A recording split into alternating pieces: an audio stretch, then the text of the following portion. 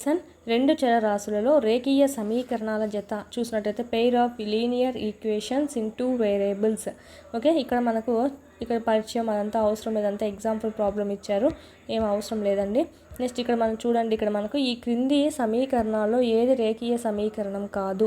రేఖీయ సమీకరణం అనాలంటే దాంట్లో మనకు ఏ ఫామ్లో ఉంటుందంటే మెయిన్ ఇక్కడ చూడండి, a x plus b y plus c equal to 0 ఫామ్లో ఉంటుంది. అది కాకుండా ఏబీసీలు వాస్తవ సంఖ్యలు అవుతాయి. ఈ ఏ మరియు బి ఏదైనా ఈ రెండిట్లో ఓకేనా, ఈ రెండు సున్నా కాదనమాట. ఓకేనా, సున్నా కాదనమాట. ఇలా ఉండేదాన్నే మనము ఈ XYతో కలిసి ఉండి ఈ సున్నా కానటువంటి దీన్నే మనము రేఖీయ సమీకరణము అని చెప్పి అంటామండి, లీనియర్ ఈక్వేషన్ అంటాము. ఇక్కడ కింద ఇచ్చారు ఏది కాదు అని అడిగారండి, ఏది కాదు. ఇది X ఉంది, Y ఉంది. ఓకే, ఇది మనకు ఒకే తవన రాసుకున్నా కూడా మనకు ఒక ఈక్వేషన్ అనేది వస్తుంది. ఓకే, చూడండి ఇక్కడ 4x - y ప్లస్ 2 = 0. సో ఇది మనకు లీనియర్ ఈక్వేషన్ అనమాట. A x plus b y plus c equal to 0 ఫామ్లో ఉండాలి. ఓకే, ఇది కూడా మనకు అంతే, ఈ పక్కకు పంపించుకొని చేసినా కూడా మనకి ఇక్కడ ఇది కూడా లీనియర్ ఈక్వేషనే అవుతుంది. కానీ ఇక్కడ స్క్వేర్ వచ్చింది చూడండి, మనకేం చెప్పలేదు కదా, ఇక్కడ స్క్వేర్ వచ్చింది. ఇది మనకు లీనియర్ ఈక్వేషన్ అంటే స్క్వేర్ రాదు. ఇక్కడ చూడండి, ఇది మనకు సెట్ కాదనమాట. ఇది కూడా మనకు లీనియర్ ఈక్వేషన్లోనే ఉంది. A x plus b y plus c equal to 0 ఫామ్లోనే ఉంది. సో ఆప్షన్ సి అనేది రేఖీయ సమీకరణం అనేది కాదు. నెక్స్ట్, ఈ క్రింది వాటిలో ఏది ఏకచర రాశిలో రేఖీయ సమీకరణము? ఏకచర రాశి అంటే ఏంటంటే ఉండే ఎక్స్ అన్నా ఉండాలా, వై అన్నా ఉండాలా, జెడ్ అన్నా ఉండాలా, ఏదో ఒకటే ఉండాలన్నమాట. అదే మనకు ఏకచర రాశి అనమాట. అంటే ఒకటే చరరాశి ఉంటుంది, అంటే ఉంటే ఎక్స్ అన్నా ఉండాలా, ఆల్మోస్ట్ వై అన్నా ఉండాలి, ఏదో ఒకటే ఉండాలా. ఇది ఎక్స్ ఉంది, వై ఉంది, సో ఇది కాదు. ఇది ఎక్స్ ఉంది, ఎక్స్ స్క్వేర్ కూడా ఉందండి, అసలు ఇది రేఖీయ సమీకరణమే కాదు కదా స్క్వేర్ ఉంటే. ఈడ స్క్వేర్ ఉంది, ఇది కాదు. ఇక్కడ చూడండి టీ అంటే రెండు ఒకటే ఉన్నాయి మనకు. ఓకేనా, ఏదో ఒకటే ఉండాలి, ఏకచర రాశే ఉండాలి. ఆ చరరాశి టీ అనేది అయింది ఇక్కడ. ఓకేనా, సో ఇది మనకు ఆప్షన్ బి. ఇప్పుడు ఈ టీ ఉంది, 2 సార్లు ఉంది కదా, అంటే ఈ మైనస్ ఇది పక్క ప్లస్లో ఉంది, పక్కకు తెచ్చుకోవచ్చు కదా, తెచ్చుకొని దీన్ని సింప్లిఫై చేయొచ్చండి. So option B. రెండు చరరాశులు అంటే అప్పుడు ఎక్స్ వై రెండు కలిపి రాయడము అలా చేయొచ్చు. ఈ లెసన్లో అంతా రెండు చరరాశులు చూసుకుంటాం, అంటే ఎక్స్ ఉంటుంది, వై ఉంటుంది. ఓకేనా, నెక్స్ట్ ఈ క్రింది సంఖ్యలో ఏది 2x + 3 = 18 అనే సమీకరణానికి సాధన? ఏం లేదు, మనకు 2 లోపల పంపించేద్దాం. 2x + 3 = 6 = 18. 2x = 18 - 6, 2x = 12, 2 1 2 6. So 6 x = 6 తీసుకుంటే అది మనకు సాధన అవుతుందన్నమాట, 0కి ఈక్వల్ అవుతుంది. నెక్స్ట్ ఇక్కడ చూడండి, ఈ సమీకరణాన్ని తృప్తిపరిచేటువంటి x విలువ చెప్పండి అన్నారు. సేమ్ ఇక్కడ కూడా మనం అంతే, 2x - 4 + x = 5 - x. ఇది మా బ్రాకెట్ తోటి అంతా బయటికి రాసుకొని ఈ పక్క ఉండేటువంటి ఈ పక్కకు తెచ్చుకోండి. 2x ఈ పక్క -x ఉంది, సో 2x - 4 + x, ఈ పక్క మైనస్ ఉంది, ఈ పక్క +x, ఈ +5 ఈ పక్క వస్తే -5 = 0. 2x 3 4 అంటే మొత్తానికి 4x - 5 + 4 9 = 0. 4x = 9, x = 9/4. 4తో 4 2s 8 అండి, 1 ఉంటుంది, 0 4 2s 8, 2 ఉంటుంది, so 5 4 5s 20. 2.25 is the right answer. x - 4y = 5 అనే సమీకరణానికి అంటే ఏమి సాధన లేదా, రెండు సాధనలు ఉంటాయా, ఒకే ఒక సాధన ఉంటుందా, అనంతమైన సాధనలు ఉంటాయా? అనంతంగా ఉంటాయి. ఎందుకంటే కనుక x - 4y - 5 = 0 పెట్టుకుంటే, x = 1 తీసుకుంటే 1 - 4y - 5 = 0. అంటే మనకి ఇక్కడ -4y 1 - 5 ఎంత, -4 = 0. 4y + 4 = 0. 4y = 4, 4 4 cancel, y = 1. ఇలాగ x = 1 తీసుకుంటే y = 1 వచ్చింది. ఒకవేళ x = 2 తీసుకుంటే ఈ x ప్లేస్లో 2 పెట్టుకుంటామండి. 2 - 5 -3 వస్తుంది, సో ఇక్కడ కూడా 3 వస్తుంది. y = -3/4 వస్తుంది. ఈ విధంగా ఏ నెంబర్ తీసుకుంటే ఆ నెంబర్ మారిపోతూ ఉంటుందన్నమాట. సో అనంతమైన సాధనలు అనేటివి దీనికి కనుక్కోవచ్చు. నెక్స్ట్, ఈ రెండు చరరాశుల్లో రేఖీయ సమీకరణాల జతల సాధనాలు అన్నది ఇదంతా గ్రాఫ్ ఉంటుంది, ఈ గ్రాఫ్ ఉంటుంది. ఇదంతా మనకి మామూలుగా చూసుకున్నట్టయితే ఈ రెండు విషయాలు తెలియాలి మీకు. రెండు రేఖలు ఖండించుకుంటూ ఉంటే కనుక ఈ విధంగా ఖండన బిందువులు అంటామండి. ఇక్కడ మనకు రెండు సరళ రేఖలు ఇలాగ ప్యారలల్గా ఉండడాన్ని మనకి ఇక్కడ సమాంతర రేఖలు అని చెప్పి అంటాము. రెండు సరళ రేఖలు ఏకీభవించడం అంటే ఒక రేఖ పైన ఇంకొక రేఖ అనేది ఉంటుంది, దీన్నే ఏకీభవించడం అని అంటాం. సో గుర్తుపెట్టుకోండి, ముందర పక్క మనకు యూజ్ అవుతుంది. నెక్స్ట్ మనకి ఇక్కడ ఇచ్చిన దాని ప్రకారం చూసుకుంటే ఈ కింది సమీకరణాల వ్యవస్థను సాధించండి అని ఇచ్చారు. సో అంటే ఏం లేదండి, మీకు ఇక్కడ x-2y ఉంది కదా, x-2y = 0 ఉంది. రెండు పద్ధతులు ఉన్నాయి. ఎక్స్ ప్లేస్లో వై తీసుకొని ఓకే వై వాల్యూ కనుక్కోవడము, ఇట్లయినా సాధించవచ్చు. లేదంటే రెండు ఇచ్చారు కాబట్టి so x-2y = 0, 3x + 4y = 20.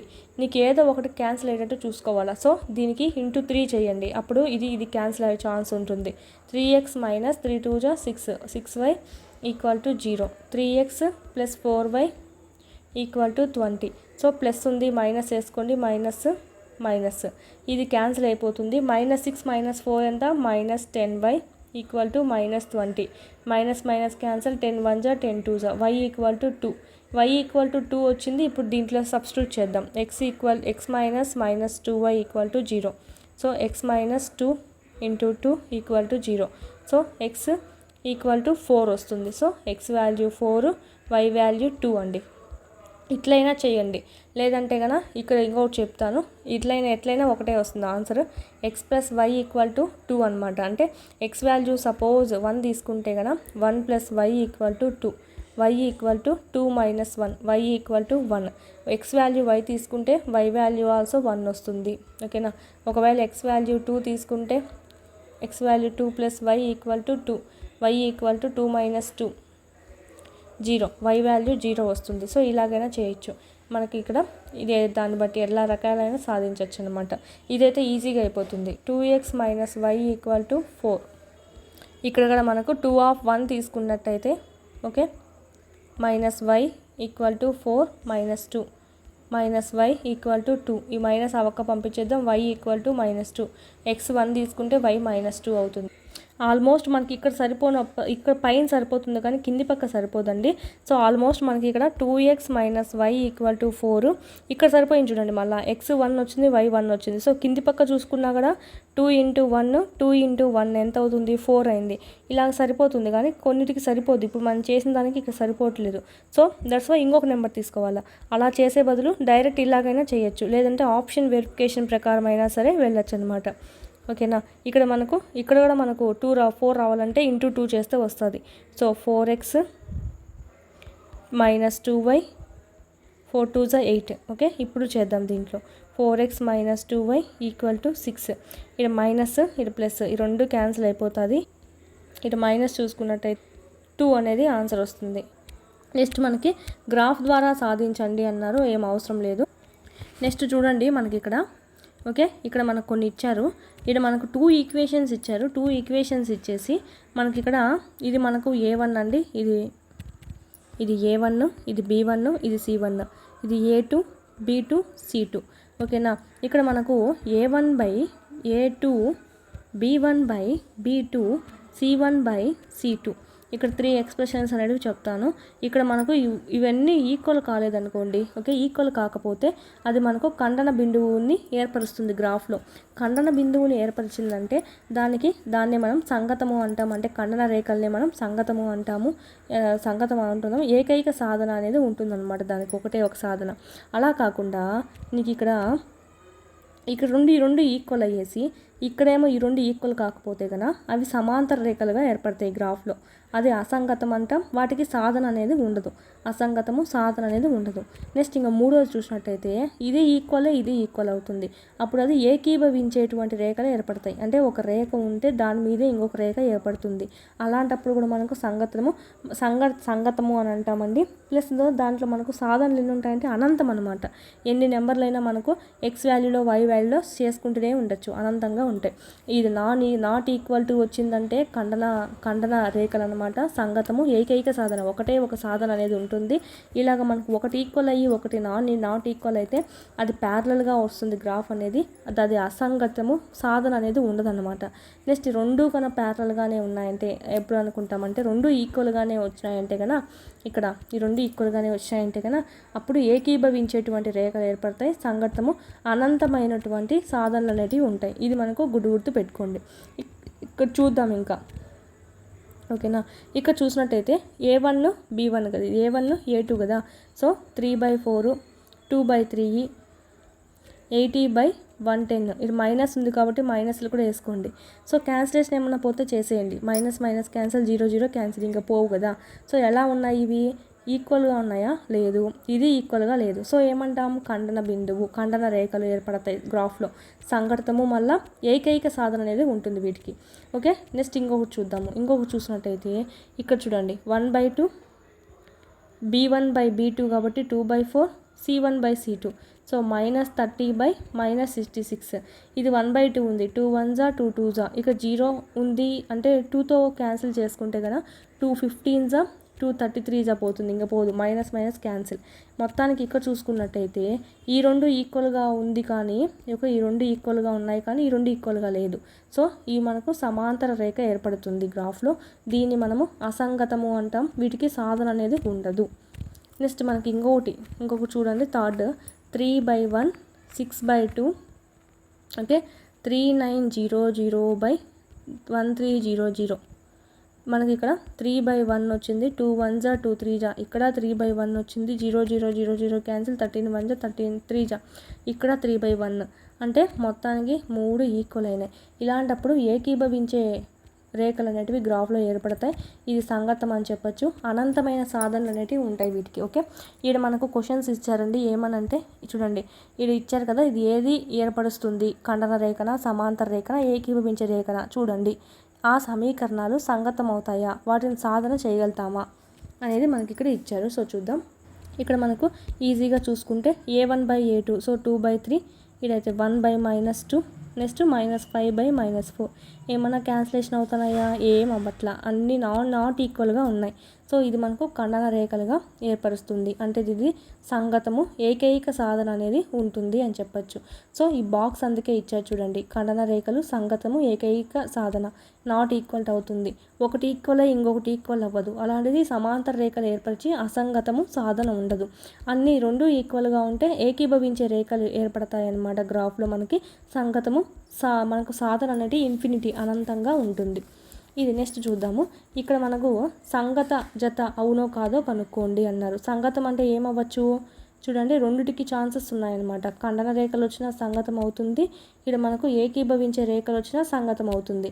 Only ఈ ప్యారలల్ రేఖలు వచ్చినప్పుడే అసంగతము. ఓకేనా, ఇక్కడ చూద్దాము ఏమేమి వస్తుందో. ఇక్కడ మనకి ఇచ్చారు కదా, ఉండేది మనం రాసుకుంటాం అంతే. A1 A2 కదా, so A1/A2, B1 B2, so 4/8, 2 4, 2/4, 3 1s 3 2s, 4 1s 4 2s, 2 1.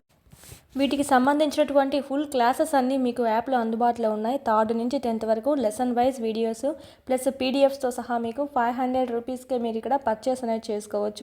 3 4 5 EVS అంతా మనకు యూట్యూబ్లో ఉండేది ఓల్డ్ కాబట్టి ఓల్డ్ డిస్ట్రిక్ట్స్ ప్రకారం ఉంది. సో ఇక్కడ మనకు న్యూ సిలబస్, న్యూ డిస్ట్రిక్ట్స్ ప్రకారం మీకు ఇక్కడ అప్డేట్ చేయడం జరిగింది.